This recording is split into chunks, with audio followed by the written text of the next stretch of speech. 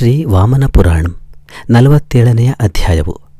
ಪುನಃ ಮಾರ್ಕಂಡೇಯರು ಈ ಸ್ಥಾಣುತೀರ್ಥವನ್ನು ಯಥಾವಿಧಿಯಾಗಿ ಸೇವಿಸಿ ಸಿದ್ಧಿ ಹೊಂದಿದವರಾರೋ, ಇದರ ಪ್ರಭಾವವನ್ನು ಕೇಳಲು ನನಗೆ ಇಚ್ಛೆಯುಂಟಾಗುತ್ತಿದೆ ಎಂದು ಪ್ರಶ್ನೆ ಮಾಡಲು, ಸನತ್ಕುಮಾರರು ಯಾವ ಈ ತೀರ್ಥದ ಮಹಾತ್ಮ್ಯ ಶ್ರವಣದಿಂದಲೂ ಮಾನವನಿಗೆ ಸರ್ವ ಪಾಪಗಳಿಂದ ಮೋಕ್ಷವು ಲಭಿಸಬಹುದೋ ಅಂತಹ ಉತ್ತಮವಾದ ಈ ತೀರ್ಥದ ಮಹಾತ್ಮ್ಯವನ್ನು ಹೇಳುತ್ತೇನೆ ಕೇಳು ಎಂದು ಉಪಕ್ರಮಿಸುತ್ತಾರೆ. ಮಹಾಪ್ರಳಯದಲ್ಲಿ ಜಗತ್ತೆಲ್ಲವೂ ಜಲಮಯವಾಗಿ ಸ್ಥಿರಚರ ಪದಾರ್ಥಗಳೆಲ್ಲವೂ ನಷ್ಟವಾದಾಗ ವಿಷ್ಣುವಿನ ನಾಭಿ ಕಮಲದಿಂದ ಲೋಕ ಸೃಷ್ಟುವಾದ ಚತುರ್ಮುಖನು ಹುಟ್ಟಿದನು. ಅವನಿಂದ ಮರೀಚಿಯೂ, ಮರೀಚಿಯಿಂದ ಕಾಶ್ಯಪನೂ ಹುಟ್ಟಿದರು. ಕಶ್ಯಪರಿಂದ ಸೂರ್ಯನು, ಸೂರ್ಯನಿಂದ ಮನುವು ಉದಯಿಸಿದರು. ಆ ಮನುವಿಗೆ ಶೀನುವ ಕಾಲದ ಅಲ್ಲಿ ಮುಖದಲ್ಲಿ ಒಬ್ಬ ಮಗನು ಹುಟ್ಟಿದನು.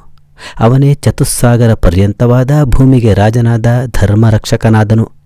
ಅವನಿಗೆ ಭಯ ಎಂಬ ಒಬ್ಬ ಪತ್ನಿ ಇದ್ದಳು. ಅವಳು ಮೃತ್ಯುವಿನ ಸಂಬಂಧದಿಂದ ಯಮನಿಗೆ ಪುತ್ರಿಯಾಗಿ ಹುಟ್ಟಿದುದರಿಂದ ಭಯಂಕರಳಾಗಿಯೇ ಇದ್ದಳು. ಆ ಭಯೆಯಲ್ಲಿ ವೇದ ನಿಂದಾಪರನು ದುರಾಚಾರಶೀಲನು ಆದ ವೇನನು ಹುಟ್ಟಿದನು. ಮಗನ ಮುಖವನ್ನು ನೋಡಿ ಕೃತಕೃತ್ಯನಾದ ವೇನನ ತಂದೆಯಾದ ಕ್ಷುತನೆಂಬ ರಾಜನು ತಪಸ್ಸಿಗಾಗಿ ವನಕ್ಕೆ ತೆರಳಿದನು. ಅಲ್ಲಿ ಘೋರವಾದ ತಪಸ್ಸಿನಿಂದ ಭೂಮಿಯಂತರಿಕ್ಷಗಳನ್ನು ತಪಪುಣ್ಯದಿಂದ ಮುಳುಗಿಸಿ ಪುನರಾವೃತ್ತಿರಹಿತವಾದ ದಿವ್ಯಧಾಮವನ್ನು ಹೊಂದಿದನು. ಅನಂತರ ವೇನನೇ ಅಖಂಡ ಭೂಮಂಡಲಕ್ಕೂ ರಾಜನಾದನು.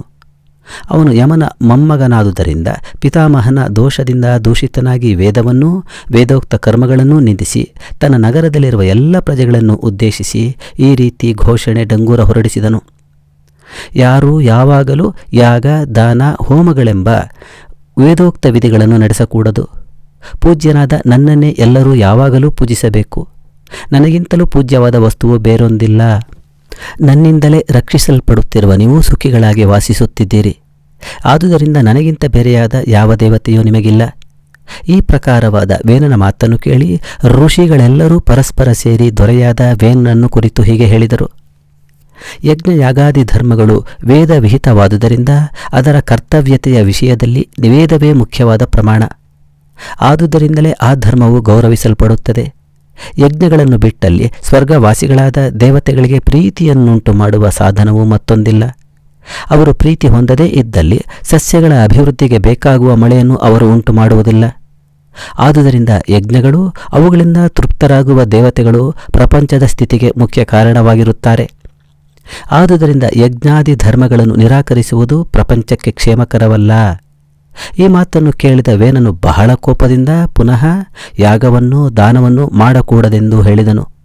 ಆಗ ಋಷಿಗಳೆಲ್ಲರೂ ಬಹಳ ಕೋಪಾಕ್ರಾಂತರಾಗಿ ಅಭಿಮಂತ್ರಿತವಾದ ದರ್ಭೆಗಳನ್ನೇ ವಜ್ರಾಯುಧವನ್ನಾಗಿ ಮಾಡಿಕೊಂಡು ಆ ದರ್ಭೆಗಳಿಂದಲೇ ವೇನನನ್ನು ಹೊಡೆದು ಕೊಂದರು. ಆಗ ಲೋಕವೆಲ್ಲವೂ ಅರಾಜಕವಾಗಿ ಅಂಧಕಾರಮಯವಾಗಲು ಕಳ್ಳ ಕಾಕರುಗಳಿಂದ ಪೀಡಿಸಲ್ಪಟ್ಟ ಪ್ರಜೆಗಳು ಆ ಋಷಿಗಳಲ್ಲೇ ಶರಣಾಗತರಾದರು. ಅನಂತರ ಆ ಋಷಿಗಳೆಲ್ಲರೂ ಒಂದಾಗಿ ಆಲೋಚಿಸಿ ಆ ವೇನನ ಎಡತೋಳನ್ನು ಕಡೆದರು. ಆ ತೋಳಿನಿಂದ ಕುಳ್ಳಾದ ಒಬ್ಬ ಮನುಷ್ಯನು ಹೊರಗೆ ಬಂದನು. ಋಷಿಗಳು ಅವನನ್ನು ನೋಡಿ ಕುಳಿತುಕೋ ಎಂದರು. ಅವನಿಂದ ವೇನನ ದೋಷದಿಂದ ಉಂಟಾದ ನಿಷಾದ ಜಾತಿಯವರು ಪ್ರಕಾಶ ಹೊಂದಿದರು. ಅನಂತರ ಆ ಋಷಿಗಳು ವೇನನ ಬಲಗೈಯನ್ನು ಕಡೆದರು. ಆ ಕೈಯಿಂದ ಮತ್ತೊಬ್ಬ ಪುರುಷನು ಉದಯಿಸಿದನು. ಅವನು ಪರ್ವತದಂತೆ ಎತ್ತರವಾಗಿಯೂ ರಾಜಲಕ್ಷಣದಿಂದ ಕೂಡಿಯೂ ಇದ್ದು ಕೈಯಲ್ಲಿ ಧನುರ್ಬಾಣಗಳನ್ನು, ಚಕ್ರದ ಮೊದಲಾದ ರಾಜಚಿಹ್ನೆಯನ್ನು ಧರಿಸಿದ್ದನು. ಅವನನ್ನು ನೋಡಿ ಇಂದ್ರನೇ ಮೊದಲಾದ ದೇವತೆಗಳೆಲ್ಲರೂ ಇವನೇ ದೊರೆಯಾಗಿರಲು ಅರ್ಹನೆಂದು ತಿಳಿದು ಅವನನ್ನು ಭೂಮಂಡಲದ ದೊರೆಯನ್ನಾಗಿ ಮಾಡಿ ಪಟ್ಟಾಭಿಷೇಕ ಮಾಡಿದರು.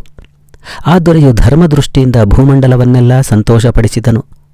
ತಂದೆಯಾದ ವೇನನಿಂದ ವಿರಕ್ತಿಗೊಂಡಿದ್ದ ಪೃಥ್ವೀ ಮಂಡಲವು ಈ ದೊರೆಯಿಂದ ಪ್ರೀತಿಪೂರ್ವಕವಾಗಿ ಪರಿಪಾಲಿಸಲ್ಪಟ್ಟಿತು. ಈ ರೀತಿಯಾದ ಪೃಥ್ವೀ ರಂಜನದಿಂದ ರಾಜಶಬ್ದವು ಈ ದೊರೆಯಲ್ಲಿ ಅನ್ವರ್ಥವಾಯಿತು. ಆ ವೈನ್ಯನು ರಾಜನಾದ ಮೇಲೆ ಅವನ ಮನಸ್ಸಿನಲ್ಲಿ ಈ ಆಲೋಚನೆಯೊಂದು ತಲೆದೋರಿತು. ನನ್ನ ತಂದೆಯು ಯಜ್ಞಾದಿ ಕಂಟಕನಾಗಿ ಅಧರ್ಮದಿಂದ ಮೃತನಾದನು. ಅವನಿಗೆ ಪರಲೋಕದಲ್ಲಿಯಾದರೂ ಸುಖ ಉಂಟಾಗುವಂತೆ ಯಾವ ರೀತಿಯಲ್ಲಿ ಕ್ರಿಯೆಯನ್ನು ನಡೆಸಬೇಕು? ಹೀಗೆ ಆ ದೊರೆಯು ಆಲೋಚಿಸುತ್ತಿರುವಾಗಲೇ ನಾರದ ಮಹರ್ಷಿಗಳು ಅಲ್ಲಿಗೆ ಬಂದರು. ಅವರನ್ನು ಆಸನಾದಿಗಳಿಂದ ಸತ್ಕರಿಸಿ ನಮಸ್ಕರಿಸಿ ಆ ದೊರೆಯು ಹೀಗೆ ಹೇಳುತ್ತಾನೆ. ಎಲೈ ಪೂಜ್ಯನೇ, ಎಲ್ಲ ಜನಗಳ ಶುಭಾಶುಭ ಕರ್ಮಗಳನ್ನು ನೀನು ಯೋಗ ದೃಷ್ಟಿಯಿಂದ ತಿಳಿಯಬಲ್ಲೆ. ನನ್ನ ತಂದೆಯು ದುರಾಚಾರನಾಗಿ ದೇವ ಬ್ರಾಹ್ಮಣ ನಿಂದಕನಾಗಿದ್ದು ಸ್ವಧರ್ಮದಿಂದ ಭ್ರಷ್ಟನಾಗಿ ಪರಲೋಕವನ್ನು ಹೊಂದಿದನು. ಅನಂತರ ನಾರದರು ದ್ರವ್ಯ ದೃಷ್ಟಿಯಿಂದ ನಿರೀಕ್ಷಿಸಿ, ಆ ನಿನ್ನ ತಂದೆಯು ಮ್ಲೇಚ್ಛರ ಮಧ್ಯದಲ್ಲಿ ಜನಿಸಿ ಕ್ಷಯ ಕುಷ್ಠರೋಗಗಳಿಂದ ನರಳುತ್ತಿದ್ದಾನೆ ಎಂದು ಉತ್ತರ ಕೊಟ್ಟರು. ಆ ನಾರದರ ಮಾತನ್ನು ಕೇಳಿ ಬಹಳ ದುಃಖಾರ್ತನಾಗಿ ಆ ದೊರೆಯು ಈಗ ನಾನು ಏನು ಮಾಡುವುದು ಉಚಿತವೆಂದು ಆಲೋಚಿಸಿದನು. ಹೀಗೆ ಆಲೋಚನಾ ಪರನಾದ ಆ ಮಹಾತ್ಮನಿಗೆ ಯಾವನು ಪಿತೃಗಳುಂಟಾದ ಭಯವನ್ನು ಹೋಗಲಾಡಿಸಿ ಅವರನ್ನು ರಕ್ಷಿಸುತ್ತಾನೆಯೋ ಅವನೇ ಲೋಕದಲ್ಲಿ ಪುತ್ರನೆನಿಸಿಕೊಳ್ಳುತ್ತಾನೆ. ಆದುದರಿಂದ ಪುತ್ರನಾದ ನಾನು ತಂದೆಯನ್ನು ರಕ್ಷಿಸುವುದು ಮೊದಲನೆಯ ಕರ್ತವ್ಯವೆಂದು ಮಹಾವಿವೇಕವು ಆಗ ಉಂಟಾಯಿತು. ಹೀಗೆ ಆಲೋಚಿಸಿ ನಾರದರನ್ನು ಪುನಃ ಪ್ರಶ್ನೆ ಮಾಡಿದನು. ನಾರದರು, ಹಾಗಾದರೆ ನೀನು ಈಗಲೇ ಹೊರಡು, ನಿನ್ನ ತಂದೆಯ ಆ ದೇಹವನ್ನು ತೀರ್ಥಗಳಿಂದ ಪರಿಶುದ್ಧಿಗೊಳಿಸು, ಸರಸ್ಸಿಗೆ ಸಮೀಪದಲ್ಲಿರುವ ಮಹಾತೀರ್ಥಗಳಲ್ಲಿ ಸ್ನಾನ ಮಾಡಿಸು ಎಂದರು. ನಾರದರ ಈ ಮಾತನ್ನು ಕೇಳಿ ದೊರೆಯು ಮ್ಲೇಚ್ಛ ಜನ್ಮವನ್ನು ಹೊಂದಿ ತಂದೆಯು ಯಾವ ದೇಶದಲ್ಲಿರುತ್ತಾನೆಂಬುದನ್ನು ಆಲೋಚಿಸಿ ತಾನೇ ಅಲ್ಲಿಗೆ ಹೊರಟನು. ಆ ದೊರೆಯು ಉತ್ತರ ದೇಶಕ್ಕೆ ಹೋಗಿ ಅಲ್ಲಿ ಮ್ಲೇಚ್ಛರ ಮಧ್ಯದಲ್ಲಿ ಕುಷ್ಠರೋಗದಿಂದಲೂ ಕ್ಷಯದಿಂದಲೂ ಕೂಡಿ ದುಃಖಪಡುತ್ತಿರುವ ಮನುಷ್ಯನೊಬ್ಬನನ್ನು ಕಂಡನು. ಅಲ್ಲಿ ಬಹಳ ದುಃಖದಿಂದ ಸಂತಾಪಗೊಂಡ ಆ ದೊರೆಯು ಆ ಮ್ಲೇಚ್ಛರನ್ನು ಕುರಿತು ಹೀಗೆ ಹೇಳಿದನು. ಎಲೆ ಮ್ಲೇಚ್ಛರೇ, ಈ ಮನುಷ್ಯನಿಗೆ ನಮಸ್ಕಾರ ಮಾಡಿ ಇವನನ್ನು ನನ್ನ ಮನೆಗೆ ಕರೆದುಕೊಂಡು ಹೋಗುತ್ತೇನೆ. ನೀವು ಒಪ್ಪಿ ಕಳುಹಿಸಿಕೊಡುವುದಾದರೆ ಇವನ ಈ ರೋಗವನ್ನು ಮನೆಯಲ್ಲಿಯೇ ವಾಸಿ ಮಾಡುತ್ತೇನೆ. ಈ ಮಾತನ್ನು ಕೇಳಿ ಆ ಮ್ಲೇಚ್ಛರು ರಾಜನ ದಯೆಯನ್ನು ನೋಡಿ ಹಾಗೇ ಆಗಲೆಂದು ಒಪ್ಪಿ ದೊರೆಗೆ ನಮಸ್ಕರಿಸಿ ನಿನಗೆ ತಿಳಿದಂತೆ ನಡೆಸಬಹುದೆಂದು ಅನುಮತಿಯನ್ನು ಕೊಟ್ಟರು.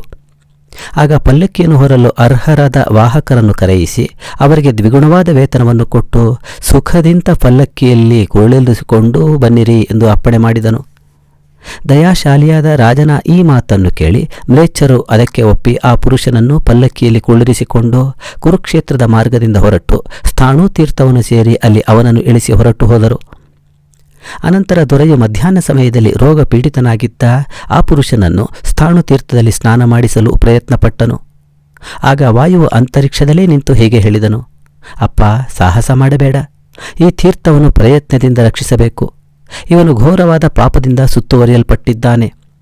ವೇದ ನಿಂದೆಯು ಮಹಾಪಾಪಕ್ಕೆ ಸೇರಿದುದು, ಅದಕ್ಕೆ ನಾಶವೇ ಇಲ್ಲ. ಇವನು ಇಲ್ಲಿ ಸ್ನಾನ ಮಾಡಿದ್ದೇ ಆದರೆ ಈ ತೀರ್ಥವು ಕ್ಷಣದಲ್ಲಿಯೇ ನಾಶವಾದೀತು.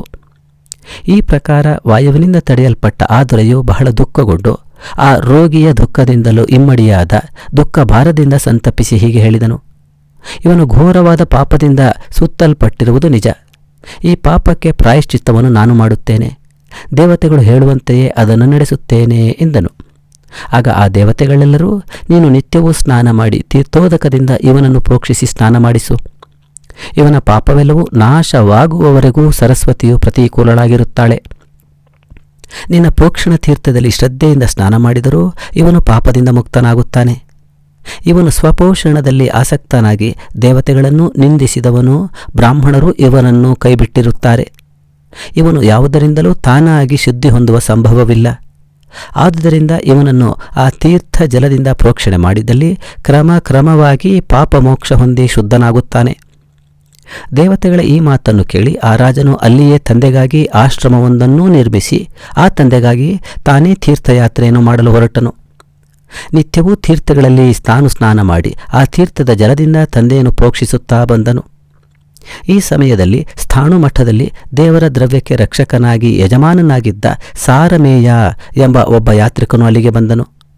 ಆ ಸಾರಮೇಯನು ಎಲ್ಲರಲ್ಲಿಯೂ ಪ್ರೀತಿಯುಳ್ಳವನಾಗಿಯೂ ದೇವರ ಕೆಲಸದಲ್ಲಿ ಆಸಕ್ತನಾಗಿಯೂ ಇದ್ದು ದೇವರಿಗಾಗಿ ಬರುವ ದ್ರವ್ಯಕ್ಕೆ ರಕ್ಷಕನಾಗಿಯೂ ಇದ್ದನು. ಈ ರೀತಿ ಧರ್ಮ ಮಾರ್ಗದಲ್ಲೇ ಇದ್ದುಕೊಂಡಿದ್ದ ಆ ಸಾರಮೇಯನಿಗೆ ಕೆಲವು ಕಾಲ ಕಳೆದ ನಂತರ ದ್ರವ್ಯವನ್ನು ನಾಶ ಮಾಡುವ ವಿಷಯದಲ್ಲಿ ಬುದ್ಧಿ ಉಂಟಾಯಿತು. ದೇವದ್ರೋಹದಿಂದ ಅಧರ್ಮ ಹೊಂದಿದ ಆ ಸಾರಮೇಯನು ಪರಲೋಕಕ್ಕೆ ಹೋದ ಕಾಲದಲ್ಲಿ ಅವನನ್ನು ನೋಡಿ ಯಮನು, ನೀನು ಜಾಗ್ರತೆಯಾಗಿ ನಾಯಿಯ ಜನ್ಮವನ್ನು ಹೊಂದು ಎಂದು ಆಜ್ಞಾಪಿಸಿದನು.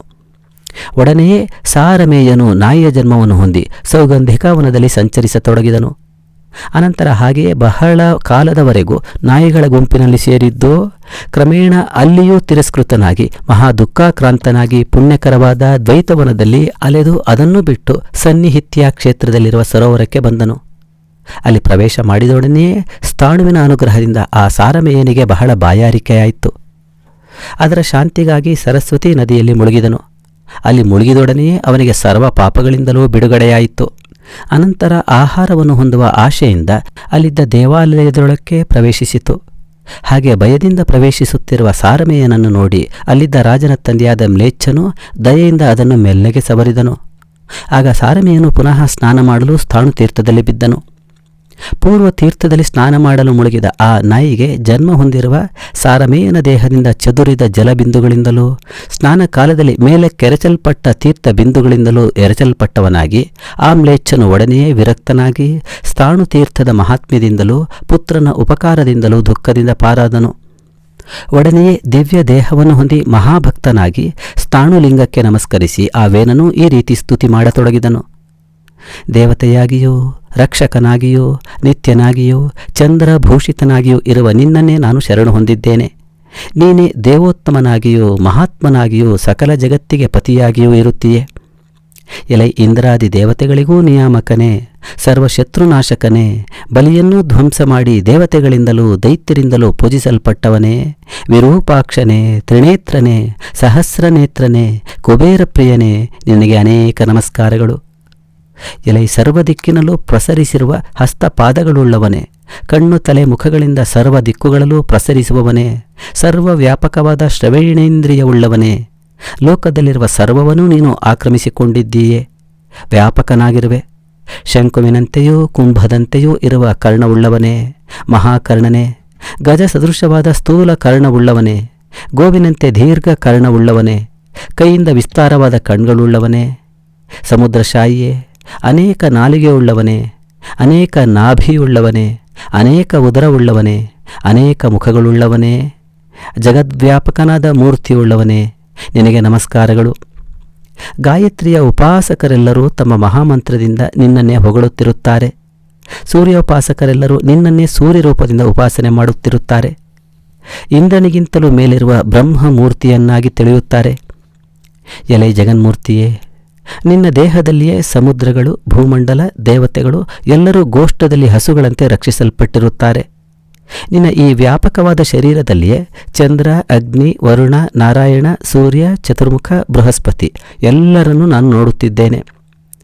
ಎಲೈ ಭಗವಂತನೇ, ಲೋಕದಲ್ಲಿ ಕಾರ್ಯವನ್ನು ಕುರಿತು ಕಾರಣವೆಂದು ಹೇಳಲ್ಪಡುತ್ತಿರುವ ವಸ್ತುಗಳೆಲ್ಲ ಕ್ರಿಯಾಕಾರಣಗಳೇ ಹೊರತು ಮುಖ್ಯ ಕಾರಣವಲ್ಲ.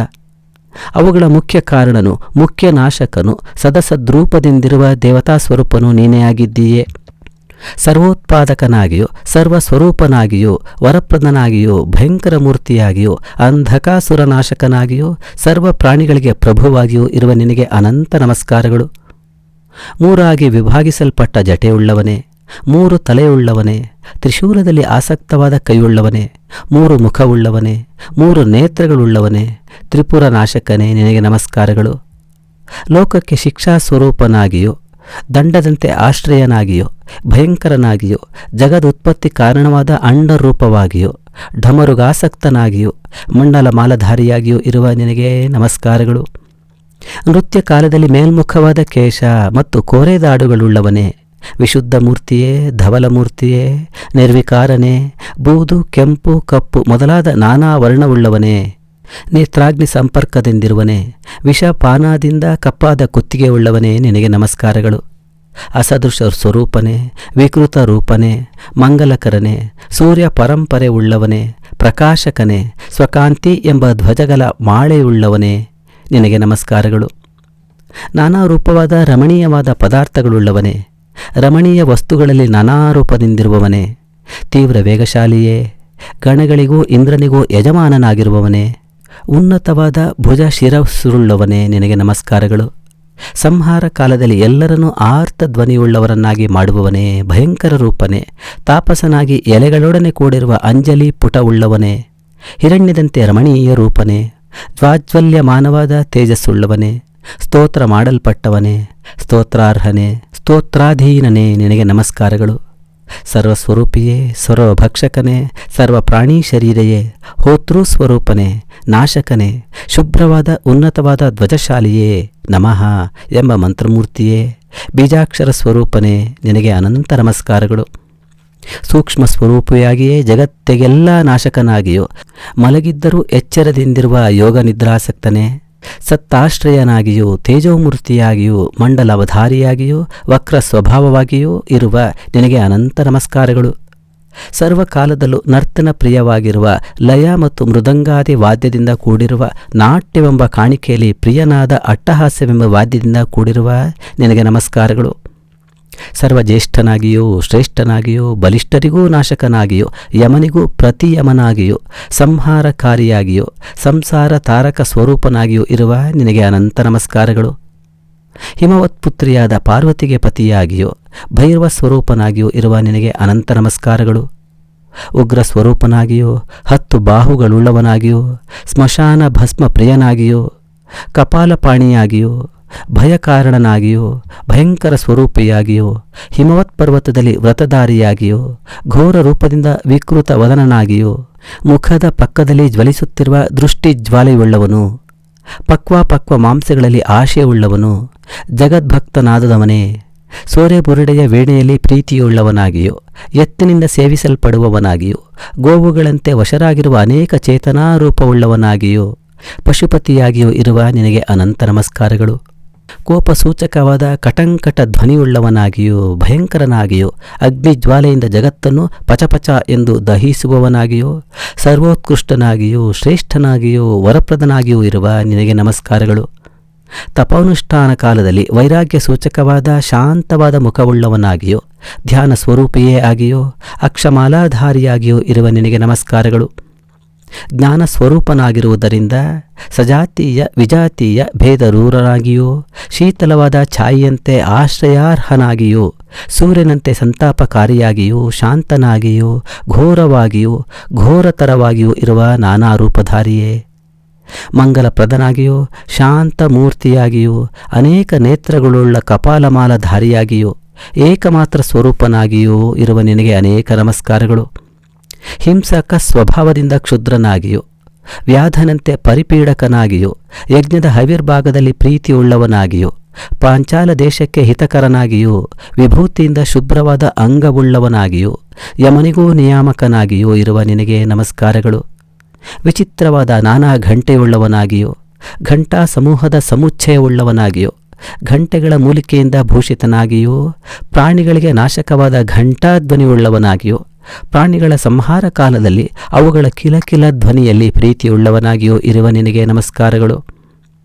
ಸಂಹಾರ ಕಾಲದಲ್ಲಿ ಕೋಪದಿಂದುಂಟಾದ ಹುಂಕಾರವುಳ್ಳವನಾಗಿಯೂ ಪ್ರಾಪ್ಯ ವಸ್ತುಗಳಲ್ಲಿ ಕೊನೆಯವನಾಗಿಯೂ ಹುಂಕಾರ ಪ್ರಿಯನಾಗಿಯೂ ಅಥವಾ ಎಂಬ ಬೀಜಾಕ್ಷರ ಸ್ವರೂಪನಾಗಿಯೂ ಇರುವ ನಿನಗೆ ನಮಸ್ಕಾರಗಳು. ಮನೆಗಳಲ್ಲೂ ಮರಗಳಲ್ಲೂ ಸೌಮ್ಯ ಬುದ್ಧಿಯಿಂದ ವಾಸ ಮಾಡುತ್ತಿರುವವನೇ, ನರಿಯಂತೆ ಗರ್ಭ ಮಾಂಸದಲ್ಲೂ ಪ್ರೀತಿಯುಳ್ಳವನೇ, ದಾಟಿಸುವವನೇ, ದಾಟಿಯೂ ಇರುವವನೇ, ನಿನಗೆ ಅನಂತ ನಮಸ್ಕಾರಗಳು. ಯಜ್ಞ ಸ್ವರೂಪನಾಗಿಯೂ ಯಜ್ಞ ಕರ್ತೃ ಸ್ವರೂಪನಾಗಿಯೂ ಹೋಮ್ಯಾವಸ್ತು ಸ್ವರೂಪನಾಗಿಯೂ ಯಜ್ಞ ಪ್ರವರ್ತಕನಾಗಿಯೂ ಸಂತಾಪಕ ಸ್ವರೂಪನು ಸಂತಾಪ್ಯ ವಸ್ತು ಸ್ವರೂಪನು ಆಗಿರುವ ನಿನಗೆ ನಮಸ್ಕಾರಗಳು. ಎಲ್ಲ ಛೇದಕ ವಸ್ತು ಸ್ವರೂಪನಾಗಿಯೂ ಛೇದ್ಯ ವಸ್ತು ಸ್ವರೂಪನಾಗಿಯೂ ಛೇದಕ ವಸ್ತುಗಳಿಗೆ ಶಕ್ತಿ ಪ್ರದಾನದಿಂದ ಅಧಿಪತಿಯಾಗಿಯೂ ಇರುವ ನಿನಗೆ ನಮಸ್ಕಾರಗಳು. ಎಲ್ಲರಿಗೂ ಅನ್ನದಾತನು, ಅನ್ನೋತ್ಪತ್ತಿಗೆ ನಿಯಾಮಕನು, ನಾನಾ ವಿಧವಾದ ಅನ್ನವನ್ನು ಭೋಜಿಸುವವನು ಆಗಿರುವ ನಿನಗೆ ಅನಂತ ನಮಸ್ಕಾರಗಳು. ಸಹಸ್ರ ಶಿರವುಳ್ಳವನಾಗಿಯೂ ಸಹಸ್ರ ಪಾದಗಳುಳ್ಳವನಾಗಿಯೂ ಉನ್ನತವಾದ ಸಹಸ್ರ ಶೂಲಧಾರಿಯಾಗಿಯೂ ಸಹಸ್ರಾಭರಣಧಾರಿಯಾಗಿಯೂ ಇರುವ ನಿನಗೆ ನಮಸ್ಕಾರಗಳು. ಬಾಲಕರನ್ನೂ ಭೃತ್ಯರನ್ನೂ ರಕ್ಷಿಸತಕ್ಕವನಾಗಿಯೂ ಬಾಲಲೀಲೆಯಿಂದ ವಿಹರಿಸುವವನು, ಬಾಲನು ವೃದ್ಧನು ವ್ಯಾಕುಲ ಹೊಂದಿದವನು ಹೊಂದಿಸುವವನು ಆಗಿರುವ ನಿನಗೆ ನಮಸ್ಕಾರಗಳು. ತಲೆಯ ಮೇಲಿರುವ ಗಂಗೆಯಿಂದ ಕೆದರಲ್ಪಟ್ಟ ಕೇಶಪಾಶವುಳ್ಳವನು, ಸೂಕ್ಷ್ಮ ದೀರ್ಘ ಕೇಶನು, ಷಟ್ಕರ್ಮ ರೂಪನು, ತುಷ್ಟನು, ಅಧ್ಯಯನ ಅಧ್ಯಾಪನ ಯಜನ ಯಾಜನ ದಾನ ಪ್ರತಿಗ್ರಹ ಇವೇ ಬ್ರಾಹ್ಮಣನಿಗೆ ಹೇಳಿರುವ ಷಟ್ಕರ್ಮಗಳು. ಇವುಗಳಲ್ಲಿ 3 ಆತ್ಮಾರ್ಥವಾಗಿಯೂ 3 ಜೀವಿತಾರ್ಥವಾಗಿಯೂ ಇವೆ. ತ್ರಿಕರ್ಮದಲ್ಲಿ ಆಸಕ್ತನು, ಸೃಷ್ಟಿಸ್ಥಿತಿ ಸಂಹಾರಗಳ ತ್ರಿಕರ್ಮಗಳು. ದಿಗಂಬರತ್ವ ಜೀವಿತನು, ಭಯಂಕರನು, ಸೂಕ್ಷ್ಮರೂಪನು, ನಾಶಕ ಸ್ವಭಾವನು, ಧರ್ಮಾರ್ಥ ಕಾಮ ಮೋಕ್ಷಗಳ ಸ್ವರೂಪನು, ಸ್ವರೂಪ ಪ್ರಕಾಶಕನೂ ಆಗಿರುವ ನಿನಗೆ ಅನಂತ ನಮಸ್ಕಾರಗಳು. ಸಂಖ್ಯ ಅಂದರೆ ಬುದ್ಧಿಗ್ರಾಹ್ಯವಾದ ಪ್ರಮೇಯ ಸ್ವರೂಪನು, ಜ್ಞಾನಿಗಳಲ್ಲಿ ಅಗ್ರೇಸರನು, ಸಾಂಖ್ಯ ಯೋಗ ತತ್ವಗಳ ಅನುಷ್ಠಾನಶೀಲನು, ಕುದುರೆಗಳಿಲ್ಲದಿದ್ದರೂ ಅಥವಾ ವಿಶ್ರಾಂತಿ ಇಲ್ಲದ ವೇದಗಳೆಂಬ ಕುದುರೆಗಳುಳ್ಳವನಾಗಿದ್ದರೂ ಚತುಷ್ಪಥವೆಂಬ ರಥಸಂಚಾರಿಯೂ ಕೃಷ್ಣ ಜನಧಾರಿಯಾಗಿಯೂ ಸಿಂಹದಂತೆ ಊರ್ಧ್ವ ಕೇಶವುಳ್ಳವನಾಗಿಯೂ ಇರುವ ನಿನಗೆ ಅನಂತ ವಂದನೆಗಳು. ಮುಖತ್ರಯವುಳ್ಳ ಅಂಬಿಕೆಗೆ ನಾಥನಾಗಿಯೂ ವ್ಯಕ್ತಾವ್ಯಕ್ತ ಸಮಸ್ತ ವಸ್ತು ಸ್ವರೂಪನಾಗಿಯೂ ಸೃಷ್ಟಿಕರ್ತನಾಗಿಯೂ ಕಾಮ್ಯ ವಸ್ತು ಸ್ವರೂಪನಾಗಿಯೂ ಇಷ್ಟಾರ್ಥಪ್ರದನಾಗಿಯೂ ಕಾಮದ ಅಂದರೆ ಸ್ವಚ್ಛಂದಾಚಾರಿಗಳು ಅವರುಗಳನ್ನು ನಾಶ ಮಾಡುವವನಾಗಿಯೂ ಮನ್ಮಥ ನಾಶಕನು ತೃಪ್ತರ ಮತ್ತು ಅತೃಪ್ತರ ಸ್ವರೂಪ ಜ್ಞಾನವುಳ್ಳವನಾಗಿಯೂ ಸರ್ವರ ವಿಷಯದಲ್ಲೂ ದಯಾರಹಿತನಾಗಿಯೂ ಮಹಾಪ್ರಳಯವೆಂಬ ಸಂಧ್ಯಾಕಾಲದಲ್ಲಿ ವಿಹರಿಸುವ ಮತ್ತು ಸಾಮರ್ಥ್ಯವುಳ್ಳವನಾಗಿಯೂ ಬಲಿಷ್ಠ ಬಾಹುಗಳುಳ್ಳವನಾಗಿಯೂ ಬಲಶಾಲಿಯಾಗಿಯೂ ಇರುವ ನಿನಗೆ ಅನೇಕ ನಮಸ್ಕಾರಗಳು. ಮಹಾಮೇಘದಂತೆ ಸಮದೃಷ್ಟಿಯುಳ್ಳವನೇ, ಪ್ರಳಯ ಕಾಲದ ಮೇಘದಂತೆ ಸರ್ವನಾಶಕನೇ, ಪರ್ವತದಂತೆ ಗಂಭೀರೋನ್ನತ ಮೂರ್ತಿಯೇ, ಪ್ರಳಯ ಕಾಲದ ಸ್ವರೂಪನೇ, ಮಹಾ ತೇಜಸ್ವಿಯೇ, ಮಹಾಮೇಘ ಪ್ರವರ್ತಕನೇ, ಯುಗೋಪ ಸಂಹಾರ ಮೂರ್ತಿಯೇ, ಚಂದ್ರ ಸೂರ್ಯಾದಿಗಳಿಗೂ ನಿಯಾಮಕನೇ, ನಿನಗೆ ಅನಂತ ವಂದನೆಗಳು. ಎಲ್ಲ ಭೋಜ್ಯ ವಸ್ತುವು ನೀನೇ ಆಗಿದ್ದೀಯೇ, ಭೋಜನ ಮಾಡುವವನೂ ನೀನೇ ಆಗಿದ್ದೀಯೇ, ಪಕ್ವಾನ್ನವನ್ನು ಭುಂಜಿಸುವ ಅಗ್ನಿಯೂ ನೀನೇ ಆಗಿದ್ದೀಯೇ. ಮನುಷ್ಯನೇ ಮೊದಲಾದ ಪ್ರಾಣಿಗಳು, ಪಕ್ಷಿಗಳೇ ಮೊದಲಾದ ಮೊಟ್ಟೆಯಿಂದ ಹುಟ್ಟುವ ಪ್ರಾಣಿಗಳು, ಕ್ರಿಮಿಕೀಟಗಳೇ ಮೊದಲಾದ ಬೆವರಿನಿಂದ ಹುಟ್ಟುವ ಪ್ರಾಣಿಗಳು, ಲತೆ ಗಿಡ ಮೊದಲಾದ ಮೊಳಕೆಯಿಂದ ಉಂಟಾಗುವ ಸಸ್ಯಗಳು ಎಲ್ಲವೂ ನಿನ್ನ ಸ್ವರೂಪವೇ ಆಗಿರುತ್ತದೆ. ಎಲೈ ದೇವತಾ ಸಾರ್ವಭೌಮನೇ, 4 ವಿಧವಾದ ಭೂತ ಸಮುದಾಯವೂ ಈ ಎಲ್ಲ ಪದಾರ್ಥಗಳ ಸೃಷ್ಟಿಕರ್ತನೂ ಪಾಲಕನೂ ನಾಶಕನೂ ನೀನೇ ಆಗಿರುವೆ. ಬ್ರಹ್ಮಜ್ಞಾನಿಗಳಿಗೆ ನೀನೇ ಗತಿಪ್ರದನೆಂದು ಬ್ರಹ್ಮರೂಪಿಯೆಂದು ವಿದ್ವಾಂಸರು ಹೇಳುತ್ತಾರೆ. ಮನಸ್ಸಿಗೆ ಪ್ರಕಾಶವನ್ನುಂಟು ಮಾಡುವ ಜ್ಯೋತಿಯೂ ನೀನೇ. ಪ್ರಕಾಶಕರಾದ ಸೂರ್ಯಾದಿಗಳಿಗೂ ಪ್ರಕಾಶಕ ಶಕ್ತಿಯನ್ನು ಕೊಡುವವನು ನೀನೇ. ಉತ್ಕೃಷ್ಟವಾದ ಹಂಸವು, ಅಚೇತನವಾದ ಮರವು, ಕ್ಷುದ್ರ ಪ್ರಾಣಿಯಾದ ದುಂಬಿಯೂ ಸಹ ನಿನ್ನ ಸ್ವರೂಪವೇ ಆಗಿದೆ ಎಂದು ಬ್ರಹ್ಮವಾದಿಗಳು ಹೇಳುತ್ತಾರೆ. ಯಜ್ಞದಲ್ಲಿ ಉಪಯೋಗಿಸುವ ಇಟ್ಟಿಗೆಗಳು, ಪ್ರಧಾನ ಯಜ್ಞಕರ್ತನು ನೀನೇ ಆಗಿರುವೆ ಎಂದು ಜ್ಞಾನಿಗಳಾದ ಋಷಿಗಳು ಹೇಳುತ್ತಾರೆ. ವೇದಗಳಿಂದಲೂ ಉಪನಿಷತ್ತಿನ ಗುಂಪಿನಿಂದಲೂ ನೀನೇ ಸ್ತುತಿಸಲ್ಪಡುತ್ತಿದ್ದೀಯೆ. ಬ್ರಾಹ್ಮಣಾದಿ ವರ್ಣಗಳು, ನಿಹೀನವಾದ ವರ್ಣಗಳು, ಮಳೆಗರೆಯುವ ಮಹಾಮೇಘಗಳು, ಮಿಂಚುಗಳು, ಶಿಡಿಲುಗಳು ಎಲ್ಲವೂ ನೀನೇ ಆಗಿರುವೆ. ನೀನೇ ಕಾಲರೂಪಿಯಾಗಿಯೂ ಸಂವತ್ಸರ, ಋತು, ಮಾಸ, ಅರ್ಧಮಾಸ, ಯುಗ, ನಿಮಿಷ, ಕಾಷ್ಠ ಇವುಗಳ ರೂಪದಿಂದ ಇರುವೆ. ನಕ್ಷತ್ರ, ಗ್ರಹ, ದುರ್ಬಲ ಗ್ರಹ ಇವುಗಳು ನೀನೇ ಆಗಿರುವೆ. ಆಯಾಯ ಜಾತಿಯ ವಸ್ತುವಿನಲ್ಲಿ ಉತ್ಕೃಷ್ಟ ವಸ್ತುವೆಲ್ಲವೂ ನಿನ್ನ ಸ್ವರೂಪಕ್ಕೆ ಸೇರಿದುದು. ಮರಗಳಲ್ಲಿ ಕಕೂಭ ಅಂದರೆ ಅರ್ಜುನ ವೃಕ್ಷ, ಮಡ್ಡಿಮರ ವೃಕ್ಷವು, ಪರ್ವತಗಳಲ್ಲಿ ಹಿಮವಂತನು, ಮೃಗಗಳಲ್ಲಿ ಹುಲಿಯು, ಪಕ್ಷಿಗಳಲ್ಲಿ ಗರುಡನು, ಸರ್ಪಗಳಲ್ಲಿ ಅನಂತನು ನಿನ್ನ ಸ್ವರೂಪವೇ ಆಗಿರುವೆ. ಸಮುದ್ರಗಳಲ್ಲಿ ಕ್ಷೀರ ಸಮುದ್ರವು, ಯಂತ್ರಗಳಲ್ಲಿ ಧನಸ್ಸು, ಆಯುಧಗಳಲ್ಲಿ ವಜ್ರವು, ವ್ರತಗಳಲ್ಲಿ ಸತ್ಯವ್ರತವು ನೀನೇ ಆಗಿದ್ದೀಯೆ. ಇಚ್ಛಾ, ದ್ವೇಷ, ರಾಗ, ಮೋಕ್ಷ, ಕ್ಷಮೆ, ಅಕ್ಷಮೆ, ಪ್ರಯತ್ನ, ಧೈರ್ಯ, ಲೋಭ, ಕಾಮ, ಕ್ರೋಧ, ಜಯಾಪಜಯಗಳು ಎಲ್ಲವೂ ನೀನೇ ಆಗಿದ್ದೀಯೆ. ಶರ, ಗದೆ, ಖಟ್ವಾಂಗ ಅಂದರೆ ಯೋಗದಂಡ, ಧನಸ್ಸು ಎಲ್ಲವೂ ನಿನ್ನದೇ ಆಗಿದೆ. ಶಾಶ್ವತನಾದ ನೀನೇ ಛೇದಿಸುವವನು, ಭೇದಿಸುವವನು, ಪ್ರಹರಿಸುವವನು, ತಿಳುವಳಿಕೆಯುಳ್ಳವನು, ನಾಯಕನೂ ಆಗಿರುವೆ. ಆಚರಿಸಲು ಅರ್ಹವಾದ ದಶವಿಧ ಧರ್ಮವು, ಅರ್ಥಕಾಮಗಳು, ಸಮುದ್ರ, ನದಿ, ಗಂಗಾದಿ ಮಹಾನದಿಗಳು, ಪರ್ವತ, ಸರೋವರ, ಲತೆಗಳು, ತೃಣಾದಿಗಳು, ಮೃಗಪಕ್ಷಿಗಳೇ ಮೊದಲಾದ ಪ್ರಾಣಿಗಳು ಎಲ್ಲವೂ ನೀನೇ ಆಗಿರುತ್ತೀಯೆ.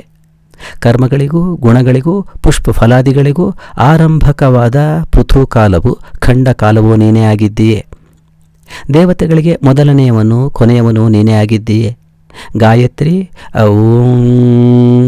ಕಾರ, ಕೆಂಪು, ಹಸಿರು, ನೀಲ, ಕಪ್ಪು, ಹಳದಿ, ಬಿಳುಪು ಮೊದಲಾದ ವರ್ಣಗಳು, ಕದ್ರುವೆಂಬ ಸರ್ಪವು, ಕಪಿಲನು, ಕಪೋತವು, ಸುವರ್ಣಾವರ್ಣ ಪದಾರ್ಥಗಳು, ಕರ್ತೃವು, ಸಂಹರ್ತೃವು ನೀನೇ ಆಗಿದ್ದೀಯೆ. ಇಂದ್ರನು, ಯಮನು, ವರುಣನು, ಕುಬೇರನು, ವಾಯುವು ಸಹ ನೀನೇ ಆಗಿದ್ದೀಯೆ. ಆ ದೇವತೆಗಳಲ್ಲಿ ಪ್ರಳಯದಲ್ಲಿ ನಾಶಕ್ಕೆ ಕಾರಣವಾದ ಭಾನುವು, ರಾಹುವು, ಸೂರ್ಯನೂ ಸಹ ನಿನಗೆ ಸಹಕಾರಿಗಳಾದ ಶಿಷ್ಯರುಗಳು. ನಿನ್ನನ್ನೇ ಅಧಿಕರಿಸಿರುವ ಹೌತ್ರ ಭಾಗದ ಸುವರ್ಣ ಮಂತ್ರವು, ಯಜುರ್ಭಾಗದಲ್ಲಿ ಸೇರಿರುವ ಶತರುದ್ರೀಯವು ಬಹಳ ಪವಿತ್ರವಾಗಿಯೂ ಮಂಗಲಪ್ರದವಾಗಿಯೂ ಇವೆ. ಅಡವಿಯಲ್ಲಿ ಹುಟ್ಟಿರುವ ತೂಗುರದ ಗಿಡವು ಎಲ್ಲರಿಗೂ ಜೀವನಪ್ರದವಾದ ಮುದ್ಗವು, ಪ್ರಾಣಗಳು, ಸತ್ವರಜತಸ್ತಮೋಗುಣಗಳು, ಅಗ್ನಿಯೂ ಸಹ ನೀನೇ ಆಗಿರುವೆ. ಪ್ರಾಣ, ಅಪಾನ, ಸಮಾನ, ಉದಾನ, ವ್ಯಾನ ಎಂಬ ವಾಯು ವಿಶೇಷಗಳು, ಕಣ್ಣಿನ ಉನ್ಮೇಷ ನಿಮೇಷಗಳು, ಶೀನು, ಆಕಳಿಕೆ ಮೊದಲಾದ ಕಾರ್ಯಗಳು, ಕೆಂಪಾದ ಕಣ್ಣಿನ ದೃಷ್ಟಿ ವಿಶೇಷವು, ಮಹಾವಕ್ತ್ರನು, ಮಹೋದರನು ನೀನೇ ಆಗಿದ್ದೀಯೆ. ಶುಭ್ರವಾದ ರೋಮವುಳ್ಳವನು, ಸಿಂಹದಂತಿರುವ ಮುಖರೋಮವುಳ್ಳವನು, ಮೇಲ್ಮುಖವಾದ ಕೇಶಗಳುಳ್ಳವನು, ಚಂಚಲ ಸ್ವಭಾವವನು, ಗೀತವಾದ್ಯ ನೃತ್ಯಗಳನ್ನು ತಿಳಿದವನು, ಅವುಗಳಲ್ಲಿ ಪ್ರೀತಿಯುಳ್ಳವನು, ಮೀನು, ಅದಕ್ಕೆ ಬಂಧಕವಾದ ಬಲೆಯು, ಜಲಚರ ಪ್ರಾಣಿಯು, ಕಾಲವಶದಿಂದ ಉಂಟಾಗುವ ನಾಶದಲ್ಲಿ ಪ್ರೀತಿಯುಳ್ಳವನು, ವಿದಗ್ಧತೆಗೆ ಶತ್ರುವು ನೀನೇ ಆಗಿದ್ದೀಯೆ. ಅನರ್ಹನಾದ ಕಾಲ, ವಿರುದ್ಧ ಕಾಲ, ದುಷ್ಫಲ ಉಂಟು ಮಾಡುವ ಕಾಲವೆಂಬ ಅಖಂಡ ಕಾಲವು, ಮಹಾಕಾಲವು, ಮೃತ್ಯುವು, ಮೃತ್ಯುಪ್ರದನು, ಯಜ್ಞವು, ಯಜ್ಞಶತ್ರುವು ನೀನೇ ಆಗಿದ್ದೀಯೆ. ಪ್ರಳಯವನ್ನುಂಟು ಮಾಡುವವನು, ನಾಶಕನು, ಪ್ರಳಯ ಕಾಲದ ಮೇಘನು ನೀನೇ ಆಗಿದ್ದೀಯೆ. ಘಂಟಾ ಸ್ವರೂಪನು, ಘಂಟಾದಾರಿಯು, ಮಹಾಘಂಟಾದಾರಿಯು ನೀನೇ ಆಗಿರುತ್ತೀಯೆ. ಸರ್ವದ ಸಂಚಾರಶೀಲನು, ಮಾಲಾಧಾರಿಯು, ಪ್ರೇರಕನೂ ಆಗಿರುತ್ತೀಯೆ. ಬ್ರಹ್ಮ, ಕಾಲ, ಯಮ, ಅಗ್ನಿ ಇವರುಗಳಿಗೂ ಶಿಕ್ಷಕನಾಗಿಯೋ, ಮಂಡಲ ಮಾಲಾಧಾರಿಯಾಗಿಯೋ, 3 ಮಂಡಗಳನ್ನು ಪ್ರಧಾನವಾಗಿ ಧರಿಸಿರುವವನಾಗಿಯೋ, ಚತುರ್ಯುಗ ರೂಪನಾಗಿಯೋ, ಚತುರ್ವೇದ ಸ್ವರೂಪನಾಗಿಯೋ, 4 ವಿಧವಾದ ಹೋತೃಶಾಸ್ತ್ರಕ್ಕೆ ಪ್ರವರ್ತಕನಾಗಿಯೂ ಇದ್ದೀಯೇ. ಬ್ರಹ್ಮಚರ್ಯವೇ ಮೊದಲಾದ 4 ಆಶ್ರಮಗಳಿಗೂ ನಿಯಾಮಕನಾಗಿಯೋ, ಬ್ರಾಹ್ಮಣಾದಿ 4 ವರ್ಣವನ್ನು ಏರ್ಪಡಿಸಿದವನಾಗಿಯೋ, ಯಾವಾಗಲೂ ಗುರಿ ನೋಡುವುದರಲ್ಲಿಯೇ ಪ್ರೀತಿಯುಳ್ಳವನಾಗಿಯೋ, ಗಣಾಧ್ಯಕ್ಷನೂ ಗಣಪತಿ ಸ್ವರೂಪನೂ ನೀನೇ ಆಗಿದ್ದೀಯೆ. ಕೆಂಪಾದ ಹೂವು ಮತ್ತು ವಸ್ತ್ರಗಳನ್ನು ಧರಿಸಿಯೋ, ಪರ್ವತವಾಸಿಯಾಗಿ ಗೈರಿಕಾದಿ ಧಾತುಗಳಲ್ಲಿ ಪ್ರೀತಿಯುಳ್ಳವನು, ಶಿಲ್ಪಿಯು, ಶಿಲ್ಪಿಗಳಲ್ಲಿ ಮುಖ್ಯನು, ಸರ್ವ ಶಿಲ್ಪಗಳಿಗೆ ಪ್ರವರ್ತಕನೂ ನೀನೇ ಆಗಿದ್ದೀಯೆ. ಭಗನೆಂಬ ದೇವತೆಗೆ ನಾಶಕನಾಗಿಯೋ, ಸುಖಪ್ರದನು, ಸೂರ್ಯನ ಹಲ್ಲುಗಳನ್ನು ನಾಶಪಡಿಸಿದವನು, ಸ್ವಾಹ, ಸ್ವಧ, ವಷಟ್ಕಾರ, ನಮಸ್ಕಾರ ರೂಪನಾಗಿಯೂ ಇರುವ ನಿನಗೆ ನಮಸ್ಕಾರಗಳು. ಗುಪ್ತವಾದ ವ್ರತವುಳ್ಳವನು, ಗುಪ್ತವಾದ ತಪಸ್ಸುಳ್ಳವನು, ಉತ್ತಾರಕನು, ತಾರಕಾಸುರ ನಾಶಕನು, ಭೂಮಿಗೆ ಸೃಷ್ಟೃವಾಗಿಯೂ ಪೋಷಕನಾಗಿಯೂ ಇರುವೆ. ಬ್ರಾಹ್ಮಣ್ಯವು, ತಪಸ್ಸು, ಸತ್ಯ, ವ್ರತಾಚರಣ, ರುಜುತ್ವ ಎಲ್ಲವೂ ನೀನೇ ಆಗಿದ್ದೀಯೆ. ಪ್ರಾಣಿಗಳಿಗೆಲ್ಲ ಆತ್ಮರೂಪನಾಗಿಯೂ, ಮಹಾಭೂತಗಳಿಗೆ ಸೃಷ್ಟೃವಾಗಿಯೂ, ಐಶ್ವರ್ಯ ರೂಪನಾಗಿಯೂ, ಪ್ರಾಣಿಗಳ ಮಂಗಲೋತ್ಪತ್ತಿಗೆ ಕಾರಣನಾಗಿಯೂ, ವ್ಯಾಹೃತಿ ಸ್ವರೂಪನಾಗಿಯೂ, ಸತ್ಯ ಸ್ವರೂಪನಾಗಿಯೂ, ಶಾಶ್ವತವಾದ ಪ್ರಸಿದ್ಧಿಯುಳ್ಳವನಾಗಿಯೂ, ಮಹೇಶ್ವರನಾಗಿಯೂ ಇರುವೆ. ಹಾಗೆಯೇ ದೀಕ್ಷಿತನು, ಅದೀಕ್ಷಿತನು, ರಮಣೀಯನು, ವಿಕಾರಿಯೂ, ದಾಂತರಿಗೆ ಉತ್ಪಾದಕನೂ ಆಗಿರುವೆ. ಅನೇಕ ಚಂದ್ರರಿಗೂ ಅನೇಕ ಯುಗಗಳಿಗೂ ಪ್ರವರ್ತಕನಾಗಿಯೂ, ಪ್ರಳಯ ರೂಪನಾಗಿಯೂ, ಪ್ರೇರಕನಾಗಿಯೂ, ಸೂಕ್ಷ್ಮರೂಪನಾಗಿಯೂ, ಕಾಮಸ್ವರೂಪನಾಗಿಯೂ, ಅಣುವಾಗಿಯೂ, ಮಹತ್ತಾಗಿಯೂ, ಕಣಗಿಲೆ ಹೂವಿನ ಮಾಲಿಕೆಯಲ್ಲಿ ಪ್ರಿಯನಾಗಿಯೂ ಇರುವೆ. ಹಸನ್ಮುಖನು, ರೌದ್ರಮುಖನು, ಪ್ರಸನ್ನಮುಖನು, ದುರ್ಮುಖನು ನೀನೇ ಆಗಿರುವೆ. ಇದು ಸೃಷ್ಟಿ ಸ್ಥಿತಿ ಸಂಹಾರ ಭೇದ. ಉತ್ಕೃಷ್ಟವಾದ ಹಿರಣ್ಯಗರ್ಭನು, ನಿಕೃಷ್ಟವಾದ ಪಕ್ಷಿಯು, ಸರ್ಪರಾಜನು, ವಿರಾಟ್ ಪುರುಷನು ನೀನೇ ಆಗಿರುವೆ. ಅಧರ್ಮನಾಶಕನಾಗಿಯೋ, ದೇವೋತ್ತಮನಾಗಿಯೋ, ದಂಡಧಾರಿಯಾಗಿಯೋ, ಪ್ರಮಥ ಗಣಗಳಲ್ಲಿ ಪ್ರಣಯವುಳ್ಳವನಾಗಿಯೋ, ಗೋವುಗಳಂತಿರುವ ಪ್ರಜೆಗಳಿಗೆ ಹಿಂಸಕನಾಗಿಯೋ, ವಂಚನೆಯಿಂದ ನಾಶಪಡಿಸುವವನಾಗಿಯೋ, ಗೋವುಗಳಿಗೂ ಎತ್ತುಗಳಿಗೂ ಒಡೆಯನಾದ ವೃಷಭವನ್ನೇ ವಾಹನವನ್ನಾಗಿ ಹೊಂದಿಯೋ ಇರುವೆ. 3 ಲೋಕಕ್ಕೂ ರಕ್ಷಕನಾಗಿಯೋ, ಪ್ರಜೆಗಳುಳ್ಳವನಾಗಿಯೋ, ಸ್ವಚ್ಛಂದಾಚಾರಿಯಾಗಿಯೋ, ಸನ್ಮಾರ್ಗ ರೂಪನಾಗಿಯೋ ಇರುವೆ. ಶಾಶ್ವತನಾಗಿಯೋ, ಶ್ರೇಷ್ಠನಾಗಿಯೋ, ಸ್ಥಾಣುಲಿಂಗ ರೂಪನಾಗಿಯೋ, ಕೋಪರಹಿತನಾಗಿಯೋ, ಕೋಪಿಯಾಗಿಯೋ ಇರುವೆ. ತಡೆಯಲಶಕ್ಯನಾಗಿಯೋ, ಸಹಿಸಲಶಕ್ಯನಾಗಿಯೋ, ಅತಿಕ್ರಮಿಸಲಶಕ್ಯನಾಗಿಯೋ, ಪರಾಜಯಗೊಳಿಸಲಶಕ್ಯನಾಗಿಯೋ, ಪ್ರಕಾಶಗೊಳಿಸಲಶಕ್ಯನಾಗಿಯೋ, ನೋಡಲಶಕ್ಯನಾಗಿಯೋ, ಜಯಿಸಲಶಕ್ಯನಾಗಿಯೋ, ಜಯಿಸತಕ್ಕವನಾಗಿಯೋ ಇರುವೆ. ಚಂದ್ರನೆಂಬ ಶೀತಲ ವಸ್ತುವು, ಅಗ್ನಿ ಎಂಬ ಉಷ್ಣ ವಸ್ತುವು, ಪರಸ್ಪರ ವಿರುದ್ಧಗಳಾದ ಅವರ ಶೀತೋಷ್ಣ ಧರ್ಮಗಳು, ಹಸಿವು, ಬಾಯಾರಿಕೆ, ವಾರ್ಧಕ್ಯ, ಮನೋವ್ಯಥೆ, ವ್ಯಾಧಿಗಳು ಮೊದಲಾದ ಚೇತನ ಧರ್ಮಗಳು, ಆ ಅಧಿವ್ಯಾಧಿಗಳಿಗೆ ನಾಶಕನೂ ಸಹ ನೀನೇ ಆಗಿದ್ದೀಯೆ. ಸಾಮೂಹಿಕ ಶಕ್ತಿಯು, ವೈಯಕ್ತಿಕವಾದ ಆಯಾಯ ಶಕ್ತಿಯು, ಆ ಶಕ್ತಿಗಳಿಗೆ ನಾಶಕನೂ ಸಹ ಶಾಶ್ವತನಾದ ನೀನೇ ಆಗಿದ್ದೀಯೆ. ಶಿರೋಭೂಷಣವುಳ್ಳವನಾಗಿಯೋ, ಕಮಲ ನಯನಾಗಿಯೋ, ಕಮಲವನದಲ್ಲಿ ಸಂಚರಿಸುವವನು ನೀನೇ ಆಗಿದ್ದೀಯೆ. ಇಲ್ಲಿ ಪುಂಡರೀಕ ವನಾಲಯ ಎಂಬ ಪದಕ್ಕೆ ಕಮಲಗಳುಳ್ಳ ಜಲದಲ್ಲಿ ವಾಸ ಮಾಡುವವನು ಎಂದು ಅರ್ಥ. ವ್ಯಾಘ್ರಗಳಿಂದ ಕೂಡಿದ ಕಾಡಿನಲ್ಲಿ ವಾಸ ಮಾಡುವವನು ಎಂದು ಅರ್ಥ. ತ್ರಿನೇತ್ರನು, ದಂಡಧಾರಿಯೋ, ಭಯಂಕರವಾದ ಕೋರೆ ದಾಡುಗಳುಳ್ಳವನಾಗಿಯೋ, ಕುಲನಾಶಕನೂ ನೀನೇ ಆಗಿದ್ದೀಯೆ. ವಿಪ್ರಶ್ರೇಷ್ಠರನ್ನು ಹೊಂದಿ ಸುರಶ್ರೇಷ್ಠನಾಗಿ ಸೋಮಪಾಯಿಯಾಗಿ ದೇವತೆಗಳ ಪ್ರಭುವಾಗಿಯೂ ಇರುವೆ. ಅಮೃತಪಾಯಿಯಾಗಿಯೋ, ಜಗತ್ಪತಿಯಾಗಿಯೋ, ವೇದಗಳಿಗೂ ದೇವತೆಗಳಿಗೂ ಪ್ರಭುವಾಗಿರುವೆ. ವಿಷಾಗ್ನಿಯನ್ನು ಪಾನ ಮಾಡಿದಂತೆ ಸೋಮವನ್ನೂ, ಕ್ಷೀರವನ್ನೂ, ಆಜ್ಯವನ್ನೂ ಸಹ ಪಾನ ಮಾಡುತ್ತಿರುವೆ. ಮಕರಂದವನ್ನು ಸುರಿಸುತ್ತಿರುವ ಹೂವುಗಳಲ್ಲಿ ದುಂಬಿಗಳಂತೆ ರಸಜ್ಞನಾಗಿರುವೆ.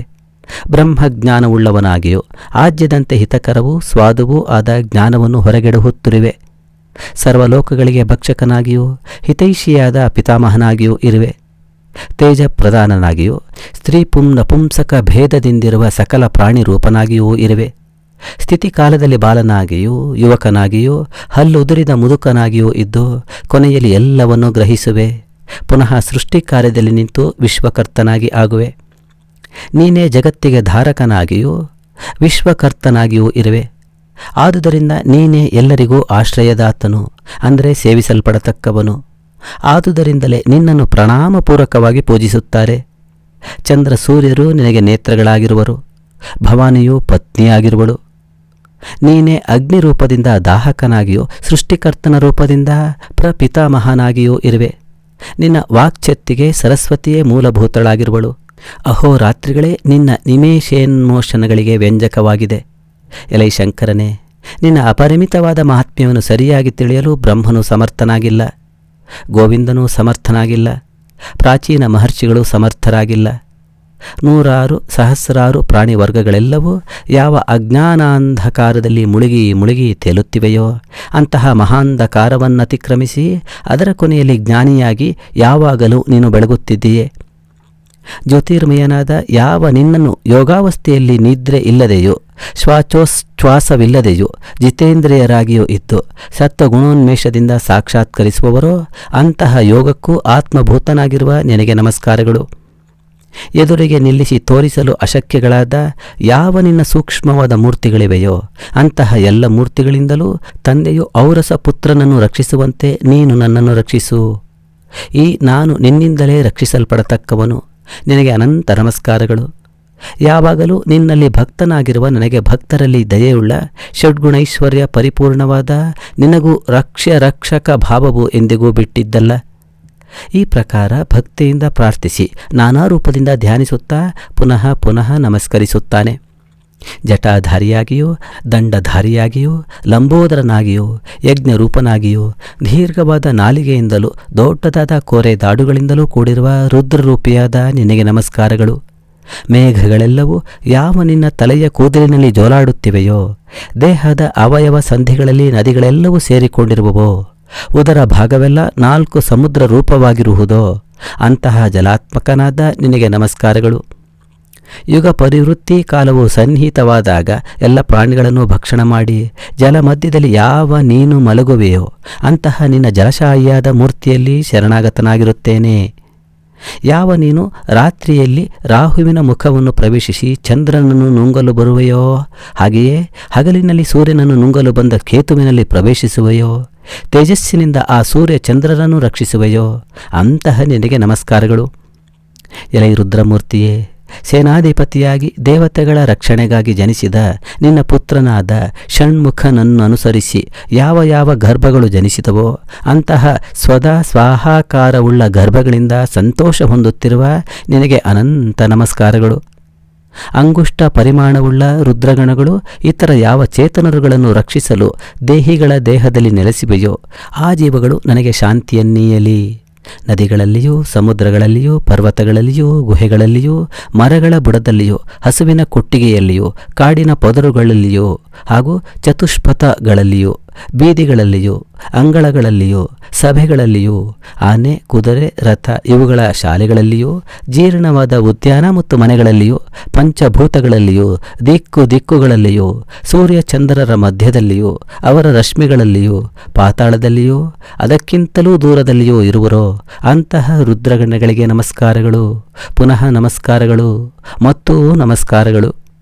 ಅಸಂಖ್ಯಾತವಾಗಿರುವ ಯಾವ ರುದ್ರಗಣಗಳ ಪ್ರಮಾಣ ಸ್ವರೂಪಗಳು ತಿಳಿಯಲು ಸಾಧ್ಯವಿಲ್ಲವೋ ಅಂತಹ ಗಣಗಳಿಗೂ ಈ ನನ್ನ ನಮಸ್ಕಾರಗಳು.